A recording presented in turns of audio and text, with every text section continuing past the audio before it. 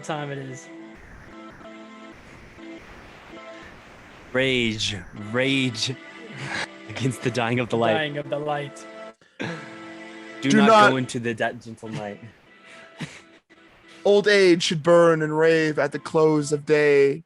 Rage against the dying. He has of it the written light. down here. Though wise men at their end, no dark No, is Thomas right. has it quoted. He has it. Because Yeah, their he has it words written had down over forked here. no lightning, they do not go gentle into that good night. Good men, the last wave by, crying how bright their frail deeds may have danced in a green bay. Brings the music back. Rage against the Bring it back, dying bring of it the back. light. Wild men who caught and sang in the sun of flight and learn too late the grieved it on its way. Do not go gentle into that good night. And you, my father, that were on the sad height, curse, bless me. Now with your fierce tears I pray, do not go gentle into that good night. Rage against the dying of the light.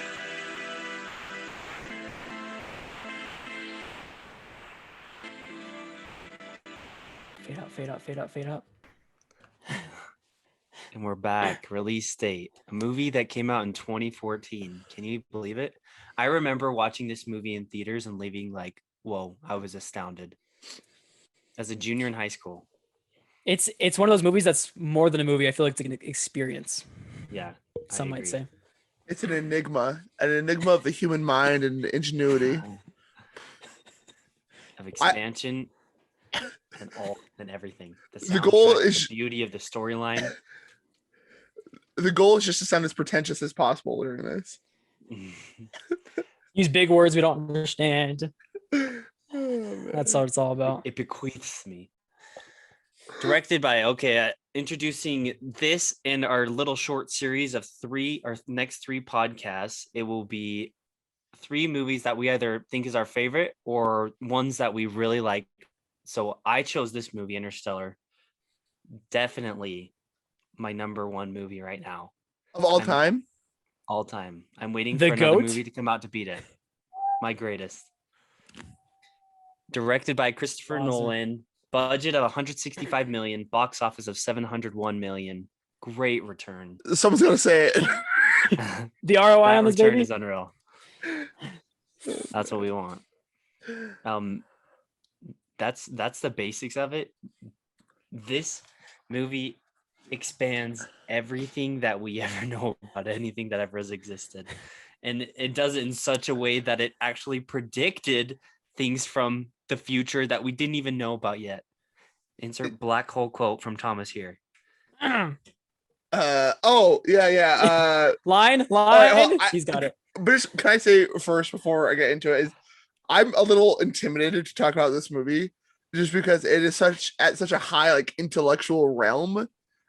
It's a great, amazing movie, but there's just so much to unpack, and it's kind of scary to think about all the different aspects that are perfect. Yeah, we apologize in advance for our stupidity Any and our inaccuracies. unintelligence. It's gonna be probably long. We don't know what we're talking about, but here we go. We have no authority. There's to so do this. much to unpack. The amount of research that went into this movie is beyond. It's insane. I was gonna say we'll put a disclaimer that beyond anything. we're very passionate and we've researched a lot, so we'll probably talk about some things we think we know, but if we're wrong, we apologize ahead of time. And we're not astrophysicists. There may or may not be some debates or arguments about certain things, and we obviously neither of us know anything about anything. So here we go. All right, black hole.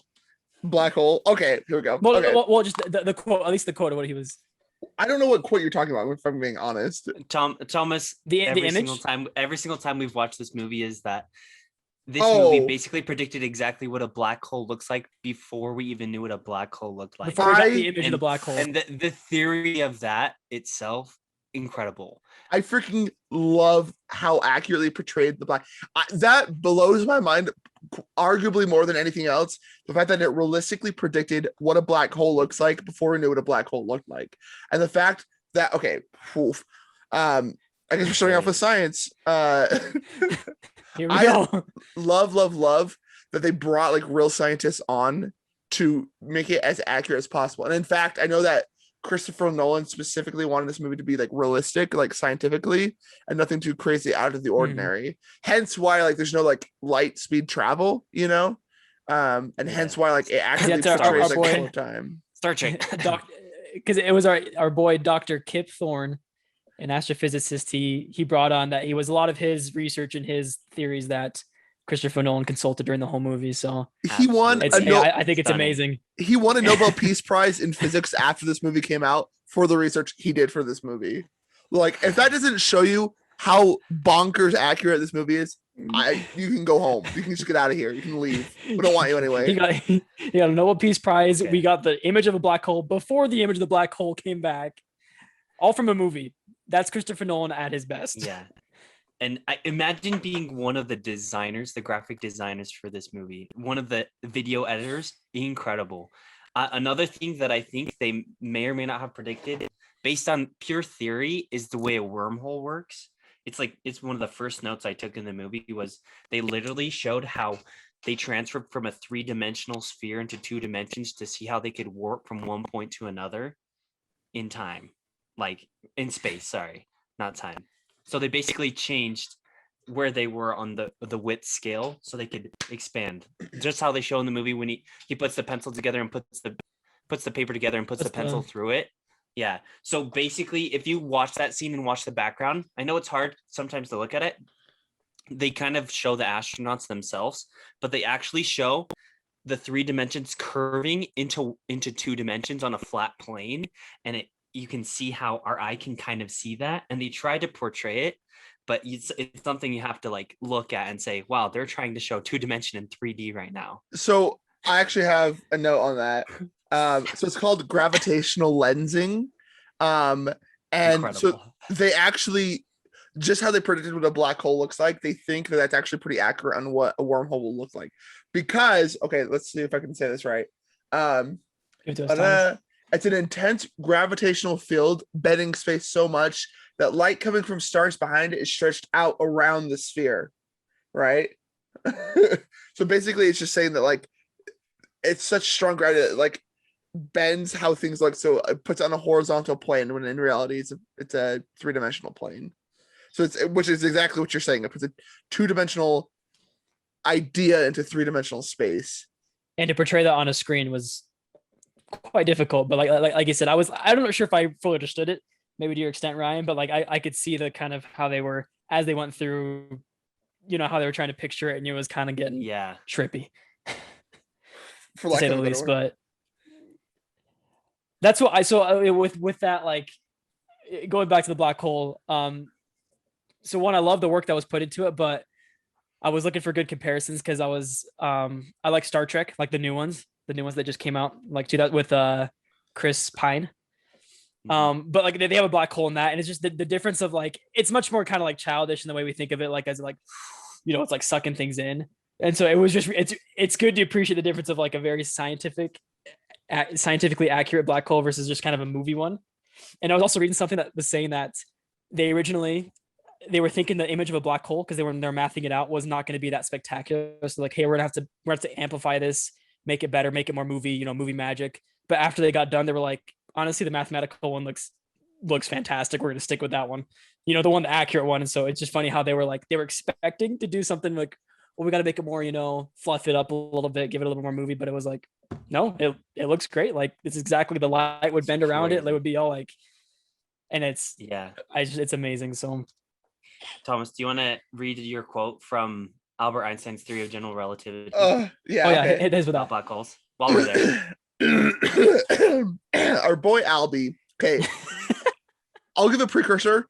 Albert Einstein. I think this made me appreciate Albert Einstein even more. It's like I knew, obviously, everyone has heard of the theory of relativity, and everyone knows that Albert Einstein was a smart guy. But the fact of what he was able to theoretically prove or theoretically conceptualize was way before his time, way before we even put someone on the moon. Well, not way before, right, but before I put someone on the moon.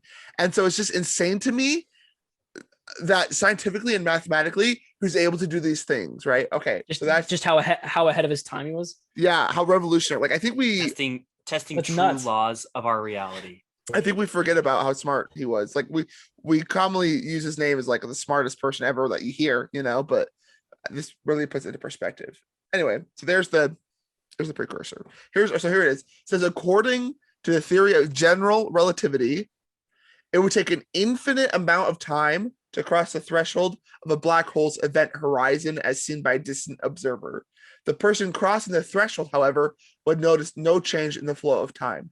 So basically, to break this down, as I understand it, general relativity explains a lot of things, and one of them is it explains time dilation, right? So an event horizon is like in the center of a black hole, and it's the point in which nothing can escape, right? So there's no light that escapes, there's no gravity that can escape. If you're there, you're screwed, right? Like you're going into the black hole. And so which is crazy to think that if we were watching someone go in a black hole and they're crossing the event horizon, it would take an infinite amount of time, meaning like we would never see it to completion. To our naked eye, or even within a telescope, it would seem like it would be forever. It would never happen. It would literally never happen. It would literally be infinite, right? But for relativity's sake, yeah. Yeah, but if we were the ones inside the event horizon, it would just be like normal. The time would be normal flow of time. Which time just blows your mind. I can't. Which brings us the power of the black hole to the water planet. Am I right? I don't know the name of the planet itself. Miller's planet. Miller's planet. The water absolutely incredible. And how time shifted, and when they come back, he's like, it's been 21 years or something like that. And it gets like nuts. And how that actually is like a real concept of how time shifts through gravity as one of those factors of the equation.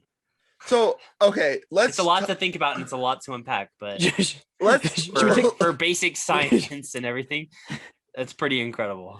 Okay, Ryan, you're a pretty smart guy. I feel like I've understood and not understood time dilation at the exact same time. Like I understand it and then I don't 1 second later. Can you simply describe to me why time dilation is the way it is? Like, why is it that on like Miller's planet, it's like 1 second is like what 7 hours or 7 years on Earth or whatever? Sorry, not 7 hours, whatever. 1.25 seconds is 1 day on Earth. Is it 1 day on Earth? Yeah. So it's computed into the music, which we'll talk about later. Yeah, which is another thing we'll talk about. But for the main like equation that goes into that, the main factor that changes is like the pole gravity and how whatever revolves around it and whatever's in a certain atmosphere can change like our perception as a three-dimensional being in that specific atmosphere and reality. So something with a stronger pull in a planet like that will feel to us like shorter time, but really, relatively speaking, in the growth of how our like bodies and everything moves and our mind perceives what reality we're in, it in like Earth's standpoint and in time and space in general standpoint, it works that way, like where it's the 1.25 seconds to 1 day ratio. I think it's kind of confusing because we're not meant to understand that, and everything we've ever been taught has been not that. I think it's a simple idea. It goes back to the Albert Einstein quote, Thomas, that it's like as someone gets closer, like they'll slow down to us what we perceive, because the gravity is so strong that as the black hole, like as you get too close to it, it starts bending light, bending gravity, bends everything just to it as it just compresses. And so I think since the planet was too close, it just like, again, it's really, I really can't message explain it, but that's just the general idea that it's going to be. I will say that's another thing that blows my mind too, is that like slippage of time is physically manifested in how you age, right? Like it blows my mind that like Murph on Earth, like her body was growing and she was getting older, like her cells were dividing, mitosis was occurring, and she was literally growing versus I just forgot his name, Cooper. Stay the same. So it's just crazy how gravity and time has a physical effect on your body itself, even though it's like the same organism on two different parts of the universe. Yeah, relativity is nuts. Yeah. Am I right? And Go on to and this guy. they don't even really address it. Like they address it in that specific instance in the movie, but like it kind of because they taught us that already, they don't talk about it after, and how his daughter, when he gets on the ship at the end, is like way older than he is technically. Yeah. And it's just like he's there, That's just nuts. because they taught us that, and they're like, yeah, we gave you enough information. You should realize what just happened when you went into the black hole, and this is how much time that's actually passed. Whether that's the exact amount of time that happens when you go into a black hole, I doubt we'll know for a long time, just because science can only expand in knowledge and information as we test and test and test, and we grow at an exponential rate, of course, but there's only so much you can learn in a lifetime. Should we just go get a PhD right now? Yeah, let's go. Let's do it. I'm in. Can we take a step back and just go over like the basic plot and summary of the movie before we Yeah, just keep I was about diving to say, I into was like, each thing? Should we give a quick little synopsis before people are like, "What the heck? Relativity, black holes." Yeah, can we? Yeah, Holmes, you want to take that away? Yeah, I got it. So it's an epic space voyage. That's Interstellar, out in space, and the main story follows Cooper, Matthew McConaughey. It's basically him. He likes his Lexus. He likes his corn. He likes his Texas. I love the way he talks. I love the way he talks. Did you know he's running for governor of Texas? Is he really? Yeah, he's talked about it. It's legendary. So it's Earth is on the brink of extinction because of its lack of food, lack of crops. It's like Dust Bowl 2.0, and so they're looking for ways to solve the problem. And basically, through a series of happenstances and many more confusing plot lines that you just need to probably watch the movie before I try to explain it all, he ends up joining this mission to what is now undercover NASA, and they go on a large space voyage to find new inhabitable planets. But there's no inhabitable planets in the solar system. And so, luckily for us, there is a wormhole placed near the rings of Saturn, which they enter and then go to try to find which inhabitable planets. And so they go to a few planets, and it's their adventures of what happens. And of course, things don't go right because things never go right when you're traveling through space. And eventually they end up, Matthew McConaughey ends up in a black hole. And spoiler. I don't even know. Yeah, spoiler. I don't even know like how to simply put that. There's so much to unpack there, but just some to shorten things up. It's almost like him in the future. There's a little bit of time stuff, and they solve the problem of gravity, and they're able to leave Earth and save humanity in a sense. And that's the very bare bones basic of Interstellar. Matthew McConaughey in the future is affecting very the past. It really is hard to sum up. Matthew McConaughey in the future is affecting Matthew McConaughey in the past to help Matthew McConaughey in the present. Not even to mention who put the wormhole there. Exactly. And they don't even cover that. They don't even cover that. They did. And they did from the future, but the math isn't there yet, and they don't even have the equations. Carry the wine again. I was watching some videos on Interstellar, as one does. Oh, so you're an expert now. Yeah, I get it. No, okay. So they is the future, right? Future humans. Right. So humans who have future. So Thomas. Yeah, I'm sorry. I'm so sorry. No, it's fine. No, you're good. No, future humans have learned how to travel through the fourth dimension of time. They just take it away, Thomas. Yeah, well, they've just been able to understand how time works in the fourth dimension. They've been able to alter it to place it in the past in the third dimension. So future to the past. So future over here, they place it. They build the wormhole. They bring it to the past, and they put the past right here. And there's the wormhole right by the head movements are really helping. in an attempt to save the dying Earth. Rip. So I think that brings up an interesting question. The question is, what's the question? All right. Well, I don't know. Do we want to steer away from science for a second, or do you want me to just say my question? Go with your question. What's your question? Okay. Make sure I say it right. Could our present right now be being manipulated by the future? And is our past as we know it truly our past as we know it? Or has the future gone in and helped the past in order to help them in the future? There's some deep time travel questions. Do you think, okay, I guess first off, do you think What- it's possible? Okay. That's a complicated question to answer. That's a very complicated question. Yes, sir. And then our beliefs on top of what the question is to answer is a whole different thing. I believe, I obviously don't know, I believe that it could be possible that people from the future have figured out a way to travel into the past, but I believe what's happened in the past is now the past, and it in our current state of a 4-dimension reality, that is what has happened in where we are. 3-dimensional reality. Where yeah, Well, we I have time. We have think time as well. Length with fourth time. dimension is like space time. Yeah. It's We- debated. I we've- tried to look it up, but it got confusing.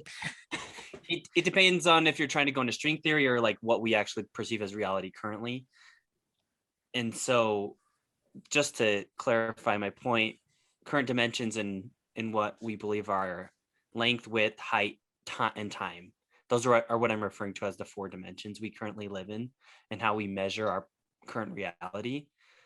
My point is that I believe that the past that we have currently had in our current reality is what it is and has possibly been changed by potential future humans of the human race, but to get us to where we are today and in order to be where we are. So that's kind of complicated, but it's kind of expressed in Avengers Endgame as well. MCU, it always goes back to the When MCU. Doctor Strange's mentor, I don't remember her name right now, one of his mentor, she draws the line of the golden, It's the ancient golden one. dust, and she shows how things have shot off in in different directions in alternate universes, and how they've had to bring those points and bring it back to the current reality that they're in. You know, It's kind of the So, I multiverse believe- theory. our future selves have come back to bring us and realign our current reality. But going into what the 5th, 6th, 7th to 10th dimension are and what we believe is string theory in general, like those are different dimensions and alternate outcomes of what our current status is in our reality. That wasn't mouthful. I have a take. Hit us with it. So I think, well, we're obviously we all come from a religious background, so I don't want to get too religious on it, but we do believe in God, and with that, I believe God does exist outside of time, and so I think that's very well manifested in the 3rd act of the movie when they're placed in Yeah. what they call the Tesseract. Oh yeah. And they have this way of physically portraying time as a physical dimension that you can, and they say at some part in the movie where it's like they can take a step into the past, come to any point in time and then step into the future. Like there's no time doesn't exist on this, like this linear.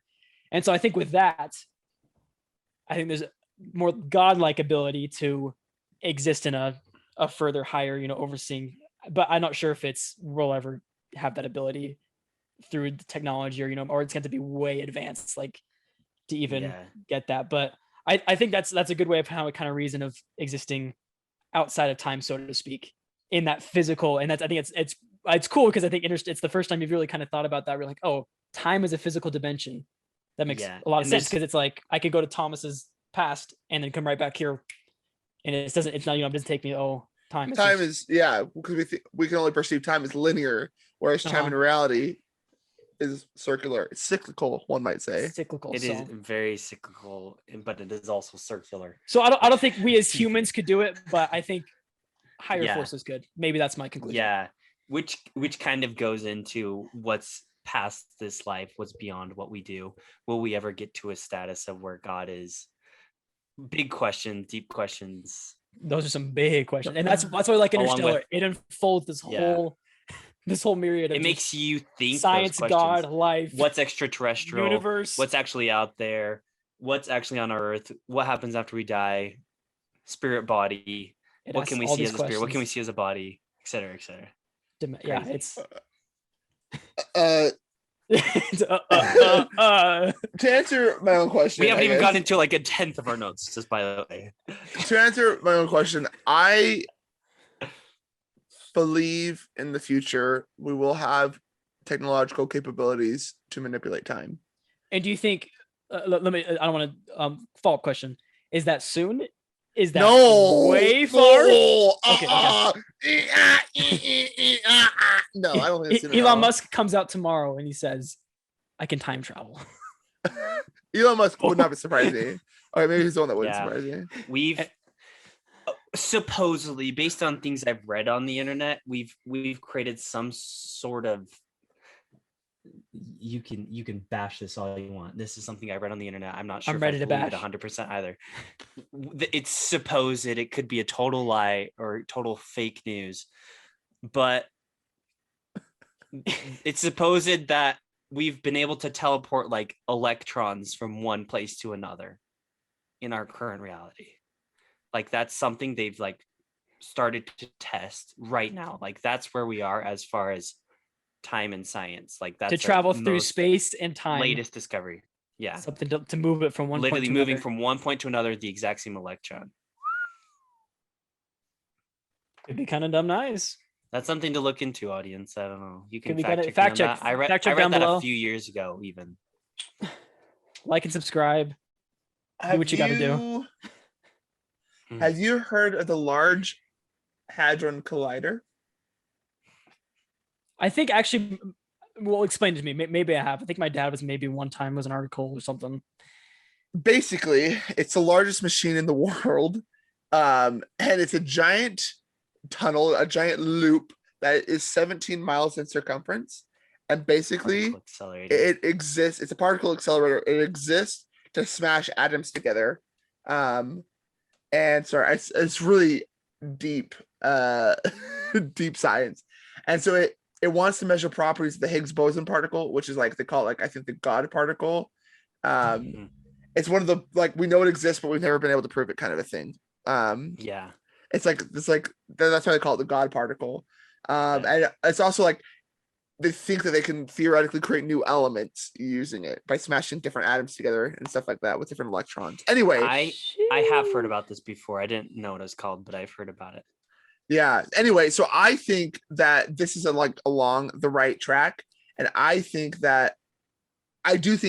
believe that in the future we will have the ability to manipulate time, and we'll have the ability to not, like, I think first, obviously, theoretically, conceptually, we'll be able to understand like the fourth dimension and how to manipulate it. But then I think we'll get to the point where we will be able to manipulate it. And I do think it's possible. I don't know for sure, obviously, but I do think it's possible that the future has manipulated the past in order to help humanity, in order to help the future.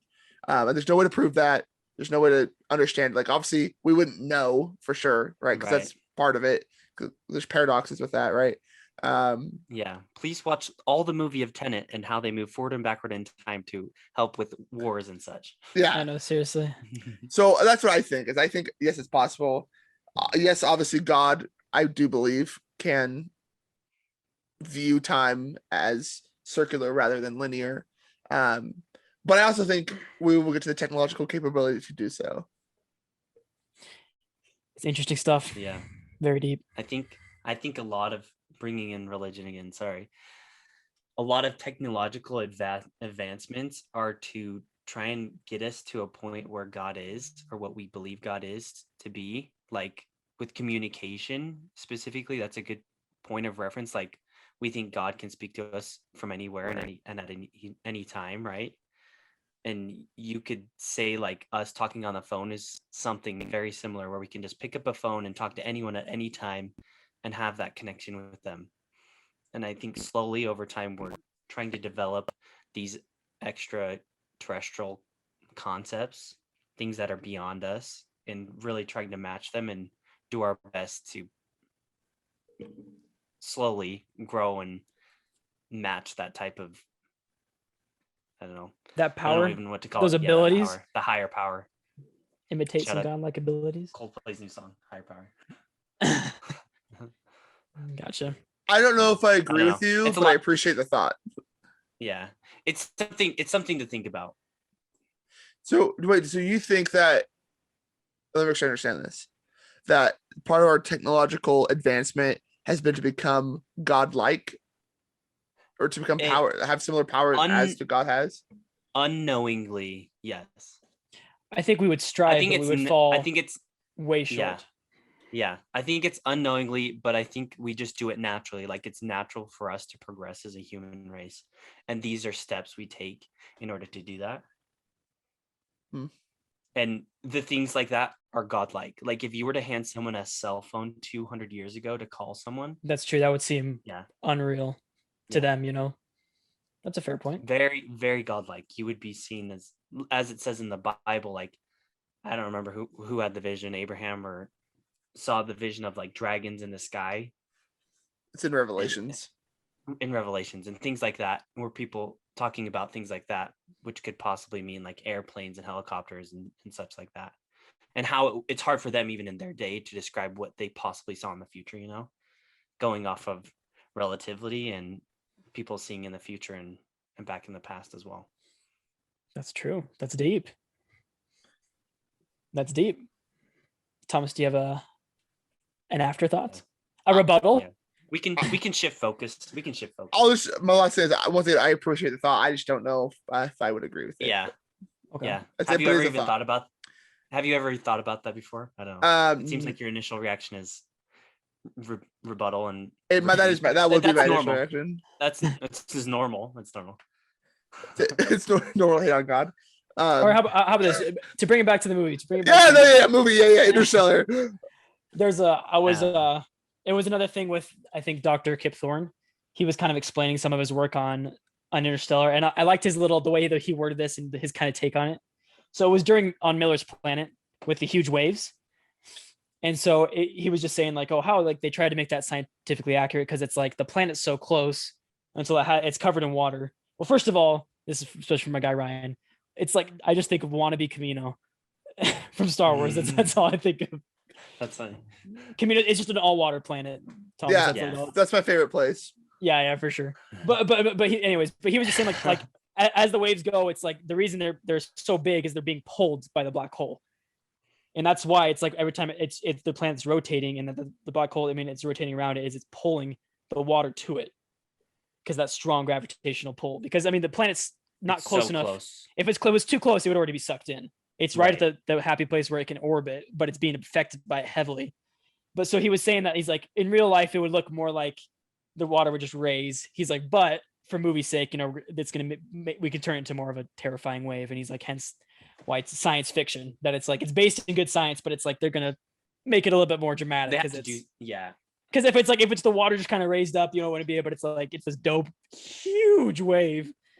But I just liked his take on that, how he was like, he's working on this movie and he's trying to keep it sciencey, but it was like, wait, it's a good combination of both. Is Camino where Jar Jar Binks is from? No. Well, now I sound like an idiot. Yeah, sorry. He's from Naboo. No, yeah, Naboo, my second favorite water planet. The Gungans. Tommy's trying to do some quick Star Wars research right now. Naboo. Yeah, you got a lot to uncover there, Thomas. There's a lot. I just appreciate the TV accuracy and the on that planet. That was all. Should we speaking of Star Wars, since this is release date, Bad Batch just came out 3 weeks ago. Have you seen it? If you haven't, I haven't watched it yet. I haven't watched it. It's based off Clone Wars, but shout out to my nephew who loves everything Star Wars. He says it's great. Really? Because I watched those episodes, but I actually liked them, but I haven't seen Bad Batch actually. So yeah. Shout out to Marin. Quick advertisement. Oh, and Marin, we appreciate you listening, and Trevor, hopefully. Is this your nephew? That's Lord Bosk or whatever? Lord Hask. Lord Hask. Let's keep it as his internet name only. Well, obviously, yeah. Okay, let's transition a little bit into actually talking about the cinematography and the story and like all that fun stuff. Yeah. Can I go into storyline? And I just, in story in general, I love the father-daughter, the whole family relationship and like dichotomy, if that's the right word, of everything that is like you can feel the passion they have for their craft, like that Cooper has in his craft, but at the same time he tries to take care of his family and raises his daughter. The whole principal scene and how his daughter is punching other people, protecting his work, and how he was an astronaut in the time, and how the teacher thought the moon landing was fake when clearly based on what they just showed in the movie, like it obviously wasn't. You Because know- of all the things he literally went to, like I know, so seriously. far out of space, it's just so incredible. Everything about like even that aspect, like there's a subplot to the actual overarching story in general, and bringing in that emotion and love as a factor as well. Can I say it real quick before I forget? Do you know Yes. why they said that the moon landing was faked? Because they didn't want people interested in space exploration. Bing pot. They wanted them to think it wasn't. They wanted it to, as it said on IMDb, the trusted source for movie news, not a sponsor. They wanted it to like quell interest in the youth for space travel because they wanted people to stay on Earth to solve Earth's problems. Anyway, sorry, carry on. Love, that's awesome. I love love. It's fascinating. I've looked a lot into that, like whether this is a whole nother side note, whether this moon landing was fake or real. And like one of the big arguments is like the way the lighting was set up. Like you can't like possibly get the lighting the same on Earth. So you're talking about our moon landing, like in The reality. real moon landing. Yeah. Wait, don't tell me you think the moon landing was faked. No, I think it's real. Okay, good. Okay. Like in our other podcasts, Other podcasts, you guys talked about it, right? Yeah. I remember Don't even mention that thing. that. Yeah, it's Too incredible. Too soon.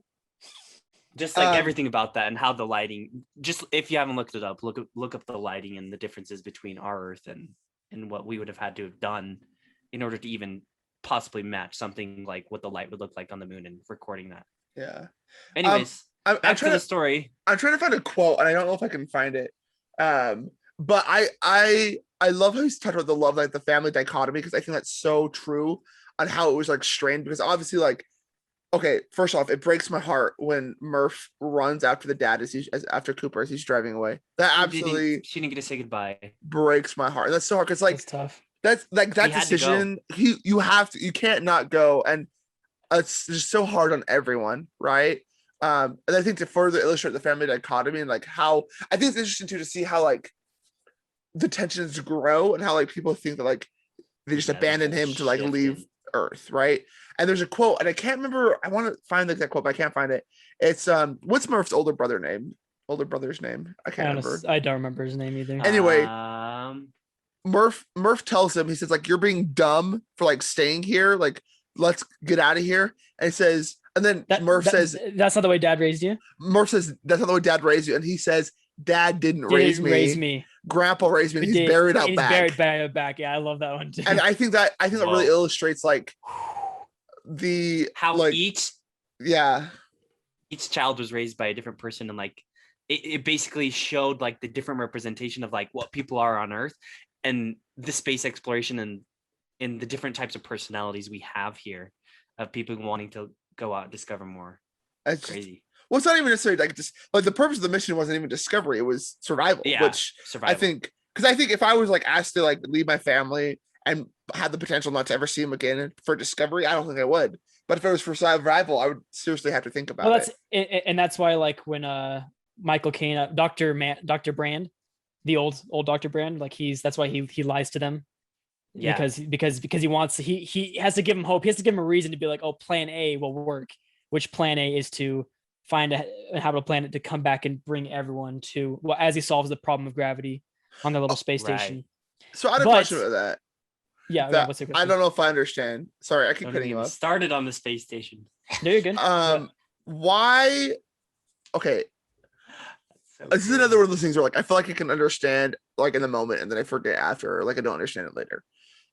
Why does he purposely not solve the problem of gravity? Right? Because in theory, he already knew the answer to it, but he just never ever solved it because he didn't want to. Why would he do that? I don't think he knew how to solve it. I don't think he knew the answer. Well, because Murph tells him that she didn't incorporate time, and it's like doing it with your hands tied behind your back. He purposefully didn't solve the problem. So Why you're is saying that? he knew how to solve the problem the whole He time? knew- what- he knew how to solve it the whole time. Are you if he sure? He knew it. Yeah. Sure. Because then he would have That's taken the whole- the ship. That's the whole. That was his dying breath. That's what makes that part like the Well, biggest but- part. but- One of the biggest parts of the movie. Well, I thought he said I lied. Like I don't know how to solve it. Like he said, I thought he was No. leading on. Like He No, lied. He knew how to solve it. He lied that he knew how to solve So it, why- but didn't want to solve it for the sake of the story of them actually believing like they need to go out and do this, or else the human race will die. so. That's then why he says did- there was no plan A. Or he I says know, there but was no plan I B. thought it was based on the premise that he didn't know, and he was like, "We're never gonna Mhm. know. I'm gonna pretend like I know, and be like." Because if he knew, then doesn't he just get that gravity station and they go? That was Are you never the sure? original plan, though. The original but plan that was to would've- trick them. I know it was a. Are you sure? Looks like you gotta rewatch it. We gotta rewatch it. I don't know. I'm gonna look That- it up. Are you But sure? that- Like Yeah, I'm- later. I'm almost Brand- positive he Brand- I'm not, knew okay. how to do it. I know the lie. I get that. The reasons for it though, I just if he knew, then I thought they would just solve it. I just thought because he didn't know, so he was lying about like, oh, I could solve it. Like it'll take me some time, and she was like, okay, and then he was like, I don't No. know how to solve this thing. I'm We're pretty doing sure plan he B. actually already. I'm pretty sure he actually already solved it, or knew how to solve it. That makes him so much more savage. I hate him then. Yeah, I thought it was Yeah, just like, oh, he's we just gonna don't be like him as deceptive. much because of that. Are you? Because he could have saved him sooner. So he knew, but I thought the only way they got that data was by going into the black hole. So I thought this the only. So he didn't know. That's why they had to send TARS in. He says that later when they're like, when he's talking to Matt Damon, and he's like, he's yeah, like, and we need data from the black hole, but we just can never get it because you can't go in, you know. And that's why I thought he went in there to get the data. So it's like, oh, they have it now. And that's the whole reason they send people in the first place, or else if he just Yeah. knew, you know. Am I not? I'm really not trying to like just cause. I just really thought that was the. no, I get what you're saying. Wait. And I think that's a good point. Okay, I think you're right, Holmes. I hate to say it. No, Listen to but this. Okay, but he did. But he, going Can- off of what we were saying, he did know how to solve it, and they needed that data, right? well, so listen. Okay, so this is straight off of Interstellar And Wiki, that's- so it's pretty official. Interstellar that's what- Wiki. So That's it says, what was sent. That's why TARS was in there, and he made sure he sent the message before the whole time expansion and everything when he's in the black hole. yeah. So it says, okay, so it says Right. Professor Brand never intended Plan A to be a viable option. Plan A is the he used Plan A as a means to motivate funding to NASA and to eventually leave the Endurance crew with no choice other than to implement Plan B. Professor Brand considered Plan A to be impossible because in order to solve its gravity equation, he would need unobtainable data from the singularity of a black hole. See that's so So I don't think he knew how to solve it. That's why because you need someone in the black hole, which is literally I impossible. think I think the reason why people get confused in this is because there are two pieces of this. First off, he didn't have the data. Secondly, he actually knew how to solve it and just didn't finish his equation. Well, he couldn't finish it because he didn't have the data. He needed the data to finish it. I don't think so. I think he could have finished the equation, 'Cause- but to actually plug in the numbers in the equation, he needed the data. Well, because he said it was. It's semantics, but I think that's what they're meaning. Oh, so you're just saying like he could have finished the equation, but he never had the black hole data. the Never. data to solve the equation. Well, because it says so he pretended to be attempting to solve the gravity equation because he previously determined that it was unsolvable, but it wasn't unsolvable. He just needed the data. I feel like we're all talking about the same thing. We're just saying So, different things. I think we just reconcile. Okay, because I was so the way you guys first worded it was just like he knew exactly how to do it, and if he solved it, they could make the gravity like their space station, and everything would be happy. But he could never do that without the data, and that's the point I'm trying to make. Is that he if he knew how to solve it and he was just like I'm going to keep it to myself, then they could have in theory built that space station, that inverted space station, gone out, saved humanity. Woo! But he doesn't have the data that has to come through the black hole because TARS went in. And so that's what I'm saying was the difference is.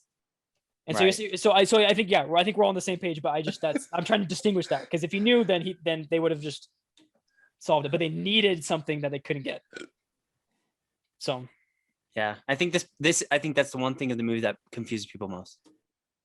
gotcha. That was the one thing that confused people the most. Oh, As far as storyline goes. story. Okay, yeah, storyline ought to be that. So to sum up, he didn't finish the equation, but even if he finished the equation, they still couldn't solve the whole problem because they didn't have. They couldn't actually launch the spaceship without having the inputs of the equation. And that's there we go. Now we're good. We've reconciled. And then we've come to the conclusion. That's all. But what he's saying on his deathbed is that he didn't solve the equation on purpose, and that's why Murph is mad. And I get that. I got that. That's what. But I was just like, if. So that's that. Now we're all here. We're all here. Okay. We're all here. But yeah, they still needed that data from the black hole. Yeah. Which the only way to get that was through my guy Tars, who's cracked.